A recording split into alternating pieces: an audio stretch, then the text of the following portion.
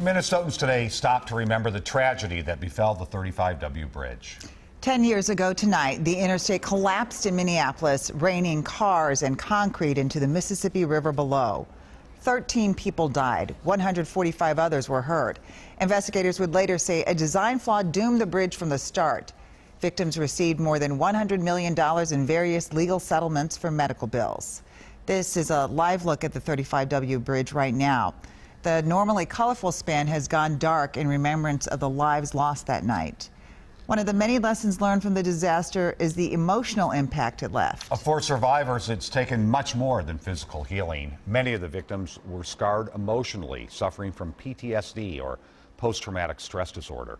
Fortunately, treatments have come a long way thanks to research done with combat veterans.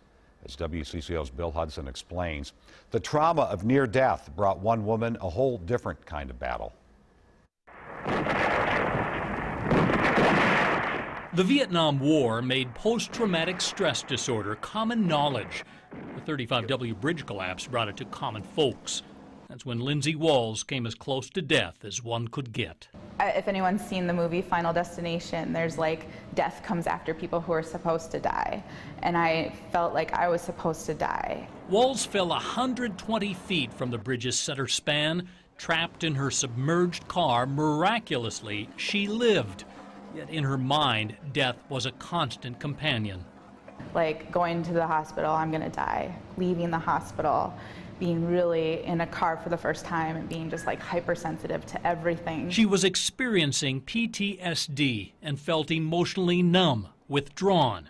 For a long time in those first 5 years, I described myself as a zombie, a ghost, a robot.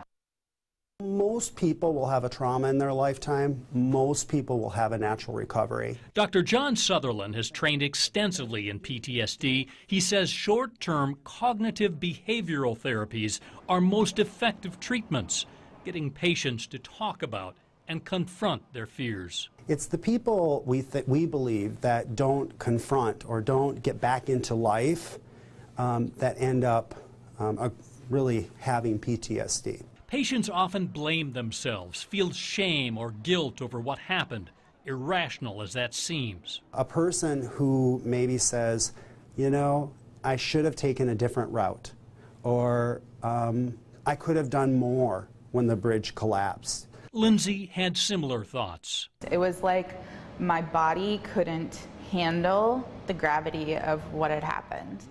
Woodbury attorney Billy Harper helped bridge victims get compensated. Paying medical bills was just the start. Some of them recovered, some of them did not. Some of them are still recovering. In his office lobby, there's a chunk of the mangled bridge beam. It's an icon to the weakness of steel, but the strength of the human spirit.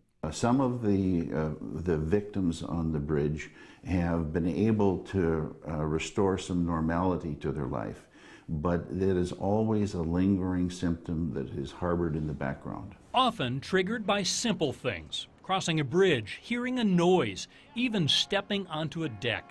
Anything man-made, any man-made structures were no longer something I could trust. Tasks that most of us take for granted. I was holding my breath in the shower. That was another manifestation of my trauma. Brought her fear.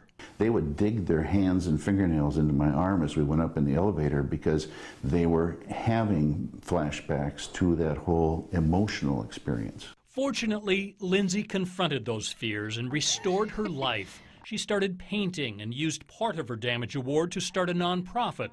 Courageous Hearts is a drop-in art center that helps teens express their emotions. The primary goal of trauma recovery is to get what's happening inside out. A decade later, those anxieties are out. And it's something that can really trick you really quickly, and it can make you feel really unsafe in the world if you're not attending to it. And she's grateful for a recovery that's replaced PTSD with an inner peace. Bill Hudson, WCCO 4 News. Doctors say about 7.5% of all Americans battle PTSD at some point in their lives. Fortunately, modern treatments are effective in nearly all cases. The bridge tragedy also scarred the relatives of those who never made it home. At a ceremony this afternoon, Ann Burke said small, everyday reminders of her mother often hit her the hardest. Sherry Ingebretson was driving home for dinner when the bridge buckled beneath her. I laid down that night in a pile of tissues, knowing that regardless of the result, there was no way my life would ever play out as I imagined. And I remember knowing that I had to find the strength to keep going because she would want us to thrive, succeed, and be happy.